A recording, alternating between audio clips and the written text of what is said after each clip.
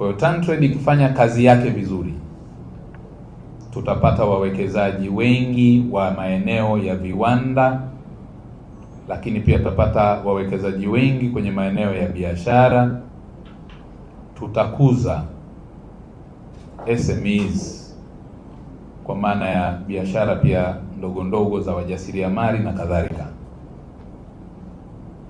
na tutafikia lengo la kumtoa mfanyabiashara mdogo kuwa mfanyabiashara wa kati, na ndiyo mafanikio, na mfanyabiashara wa kati kumtoa kwenye hiyo nafasi kuwa mfanyabiashara mkubwa. Hapo tutakuwa tumetekeleza wajibu wetu. Kwa tafiti ni msingi wa maendeleo. Bila tafiti hakuna mafanikio, ni kujilisha upepo. Tafiti zinatusaidia kujua wapi tulianguka, wapi tulikuwa imara, wapi tuna udhaifu, wapi turekebishe. Tufanye tafiti kwa utaalamu na ubobevu. Tafiti zinatusaidia kujua the best practice. Wenzetu kina nani duniani wamefanya vizuri kwenye eneo fulani, tunaiga lipi zuri. Lakini pia tafiti zinatuambia wenzetu duniani wapi walifanya vibaya wakafeli, ili tusiliige, tujifunze makosa ya kutokana na makosa ya wengine.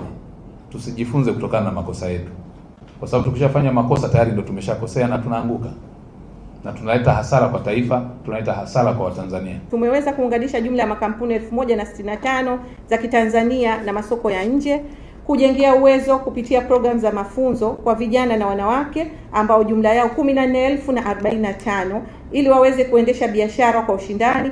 Vile vile kupitia matukio ya kukuza biashara tunayoratibu, tulifanikiwa kupata mikataba 36 yenye thamani ya Tanzania trilioni 17.35 kupitia maonyesho ya Expo 2020 Dubai, mikataba 8 yenye thamani ya Tanzania shilingi bilioni 38 kupitia Expo 2020 Osaka Japan iliyomalizika mwezi wa 3 mwaka huu, na mikataba 10 yenye thamani ya Tanzania shilingi bilioni 176 ilisainiwa katika kipindi cha maonyesho ya biashara ya kimataifa yaliyomalizika, ambayo ni maonyesho ya 49, na tunatarajia kuandaa maonyesho ya 50 kusherehekea Golden Jubilee ya maonyesho yetu makubwa kwa East and Central Africa.